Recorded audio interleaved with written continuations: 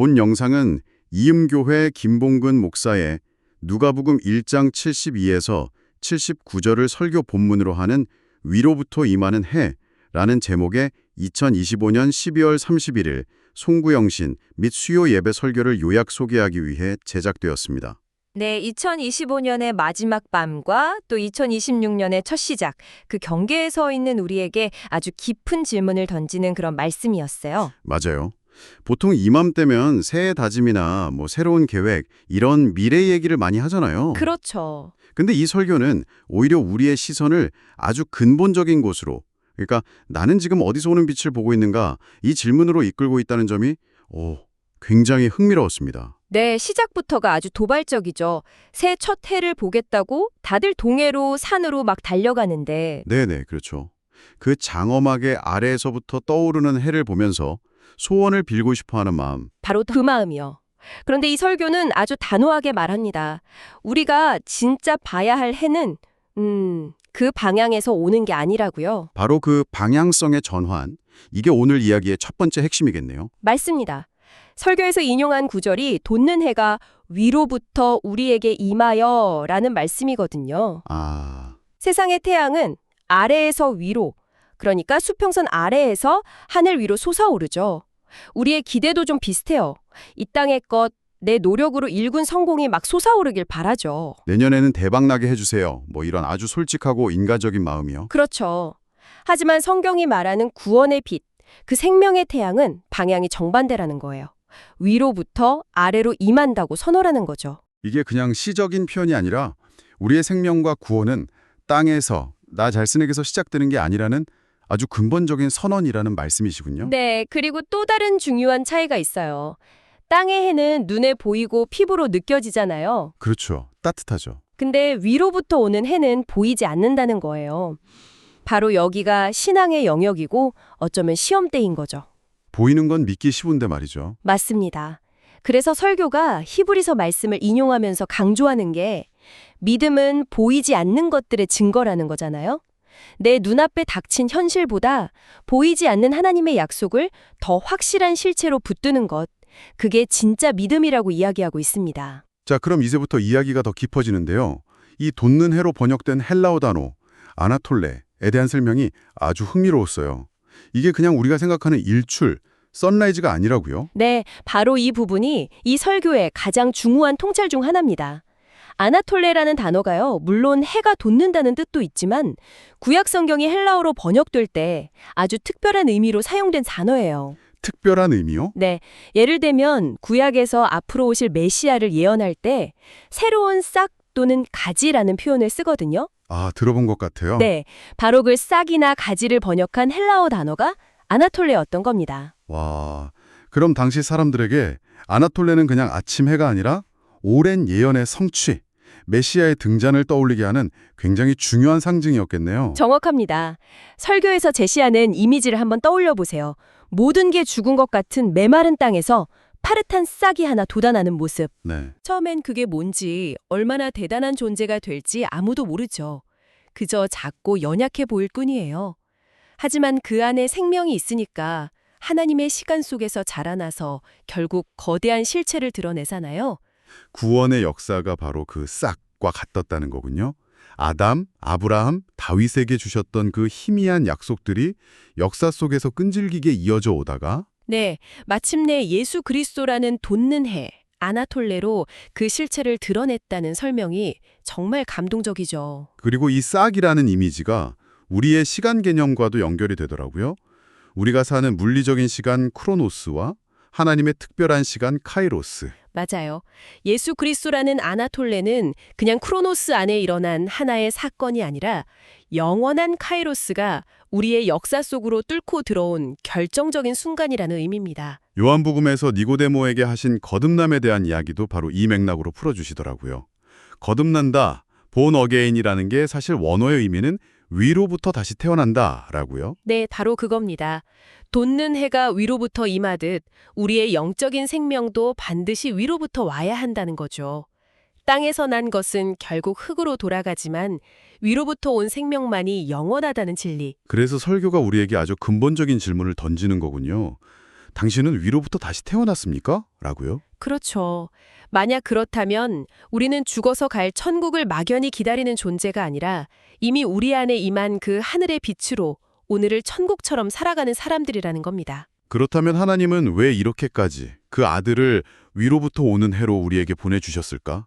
설교는 그 이유를 하나님의 꿈이라고 표현하는데요. 네, 그 꿈이 바로 우리와 함께 사는 것이었다고 설명합니다. 창조의 목적 자체가 그거였다는 거죠. 사랑하는 자녀들과 영원한 교제 속에서 함께 사는 것. 에덴 동산이 그 꿈의 원형이었지만 인간의 죄로 깨져버렸고요.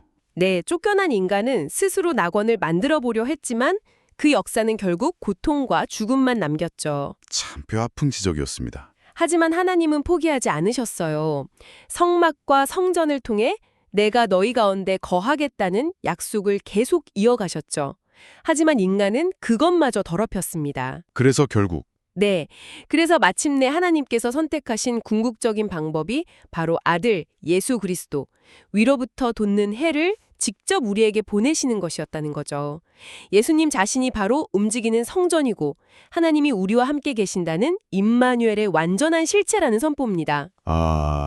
그래서 이제 우리는 예수님 안에서 잃어버렸던 아버지의 집으로 돌아왔고 영원한 생명을 회복했다. 이 거대한 구원의 그림을 이해하고 나니까 설교 후반부에 나오는 사가랴의 찬송이 더 깊이 와닿는 것 같아요. 그렇죠. 제사장 사가랴, 그는 하나님의 약속을 믿지 못해서 한동안 말을 못하게 됐던 인물이잖아요. 네, 그랬었죠. 아마 그 침묵의 시간 동안 평생 제사장으로 섬기면서도 제대로 이해하지 못했던 하나님의 거룩한 언약의 진짜 의미를 깊이 묵상했던 것 같아요. 그래서 입이 열리자마자 터져나온 그의 찬송이 구원의 핵심을 정확하게 꿰뚫고 있는 거죠. 설교에서는 이 언약을 두 개의 큰 기둥으로 설명하더라고요. 첫 번째 기둥이 무엇으로부터의 구원, freedom from이었죠. 네, 원수의 손에서 건지심을 받는 것. 여기서 질문이 중요해요. 우리의 진짜 원수가 누구냐는 거죠. 우리는 보통 나를 힘들게 하는 직장 상사나 경제적인 어려움 같은 걸 원수라고 생각하기 쉬운데 맞아요. 하지만 설교는 우리의 진짜 원수는 그런 일시적인 것들이 아니라 우리를 하나님과 영원히 분리시키고 결국 죽음으로 이끄는 죄와 사망 그 자체라고 분명히 정의합니다. 예수님의 십자가는 바로 이 궁극적인 원수의 소나기에서 우리를 건져내신 사건이라는 것. 이게 복음의 첫 번째 영광이군요. 네. 그런데 설교에 아주 날카로운 지적이 뭐였냐면 많은 신앙인들이 딱 여기까지 해서 멈춘다는 거예요. 죄사함 받고 천국 간다. 이걸로 신앙의 모든 목표가 달성됐다고 생각한다는 거죠. 바로 그겁니다.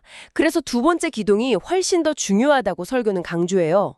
바로 무엇을 향한 구원, freedom for입니다. freedom for. 네. 죄에서 건진받은 것은 끝이 아니라 시작이고 과정일 뿐이라는 거예요.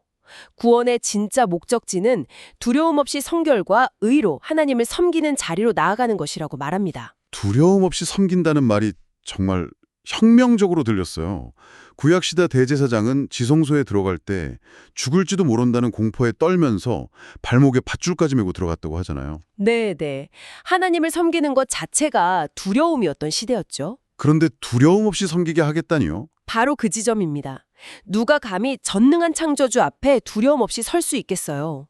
설교에서 든 비유가 아주 적절했는데 대통령 집무실에 허락도 없이 막 뛰어들어갈 수 있는 유일한 존재는 바로 대통령의 어린 자녀뿐이죠. 하나님이 우리를 죄에서 구원하신 것은 다시 종으로 삼기 위해서가 아니라 자녀로 삼으시기 위함이라는 겁니다. 심판에 대한 두려움이 아니라 사랑과 신뢰에 기반한 관계 속에서 아버지를 섬기고 교제하는 것.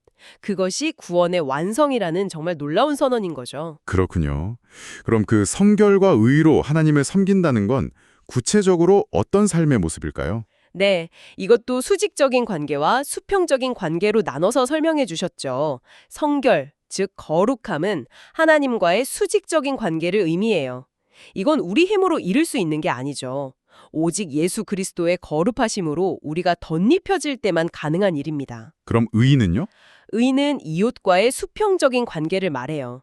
이것도 내 안에서 나오는 의로움이 아니라 내 안에 계신 예수 그리스도의 의가 나를 통해 이웃에게 흘러갈 때 비로소 원수까지 사랑하는 그런 삶이 가능해진다는 겁니다. 결국 내 힘으로는 아무것도 할 수 없지만 내 안에 위로부터 임한 해이신 예수님이 계시기 때문에 그 빛의 힘으로 하나님을 사랑하고 이웃을 사랑하는 예배자의 삶을 살 수 있다. 이런 말씀이네요. 맞습니다. 등경 위의 등불 비유가 바로 그것이죠. 그리고 가장 중요한 것은 그 해가 저 멀리 있는 게 아니라는 점이에요. 예수를 영접한 순간 그 태양은 이미 당신의 마음속에 들어와 있다는 선포. 내 안에 태양이 있습니다. 이 고백이 가능해지는 거군요. 네. 그리고 2026년 한 해 동안 하나님은 당신을 각자의 삶의 자리, 즉 직장, 가정, 학교라는 등경 위에 세워서 당신 안에 있는 그 빛을 드러나게 하실 거라는 소망의 메시지를 전하고 있습니다. 설교의 결론은 누가복음의 마지막 구절로 향하더군요. 어둠과 죽음의 그늘에 앉은 자에게 비추고 우리 발을 평강의 길로 인도하시리로다. 죽음의 그늘이라는 표현이 그냥 막연한 어둠이 아니라고 설명한 부분이 기억에 남아요. 그렇죠. 위로부터 온 해가 없는 인생은 해가 뜨고 지는 것을 반복할수록 죽음에 가까워질 뿐인 마치 다람쥐 쳇바퀴 같은 삶이라는 거예요. 어제와 오늘이 같고 내일도 다르지 않을 거라는 그 무기력함. 그것이 바로 죽음의 그늘의 실체라는 거죠. 하지만 빛이 임했기 때문에 우리는 그 그늘에서 벗어나서 평강의 길로 인도받는다는 약속이 주어졌어요. 네, 여기서 말하는 평강, 히브리어로 샬롬은 세상이 주는 평안과는 근본적으로 다릅니다. 통장 잔고나 건강 상태 같은 환경에 따라 막 흔들리는 그런 평안이 아니에요. 어떤 상황 속에서도 변치 않는 하나님과의 온전한 관계에서 오는 깊은 안식이죠. 두려움 없이 아버지의 품에 안겨 그분을 섬길 때 비로소 세상이 줄 수도 없고 알 수도 없는 진짜 평강을 경험하게 된다는 겁니다. 2026년 새해를 시작하면서 아마 당신도 많은 것을 기대하고 계획하고 계실 텐데요. 오늘 이 설교는 어떤 환경의 변화를 기대하기 전에 먼저 당신의 내면을 들여다보라고 권면하는 것 같습니다. 네, 내 안에 위로부터 임한 해는 지금도 빛나고 있는가? 그리고 나는 그 빛에 의지해서 두려움 없이 아버지를 섬기고 있는가? 이 질문을 스스로에게 던져보라는 거죠. 내가 믿는 것이 나의 어떤 신념이나 노력이 아니라 살아계신 예수 그리스도 그분 자체일 때 바로 그때 경험하는 평강이 2026년뿐만 아니라 당신의 영혼을 바꿀 것이라는 아주 강력한 메시지를 전하고 있습니다. 오늘 이렇게 설교를 깊이 들여다보면서 저 멀리 수평선에서 떠오르는 해가 아니라 이미 우리 안에 와 있는 빛에 대해 이야기 나눠봤습니다. 세상 사람들은 새해의 희망을 찾으려고 밖으로 더 높은 곳으로 달려가지만 이 말씀은 오히려 안으로 가장 깊은 곳으로 우리의 시선을 돌리게 하네요. 네, 정말 그렇습니다. 마지막으로 이 시간을 마무리하면서 당신이 한번 생각해 볼 만한 질문을 던져드리고 싶어요. 새로운 한 해 저 수평선의 해를 바라보는 대신 당신 안에 이미 빛나고 있는 그 빛을 더 밝게 하기 위해 당신의 일상에서 아주 작게 바꿔볼 수 있는 습관 한 가지는 무엇일까요?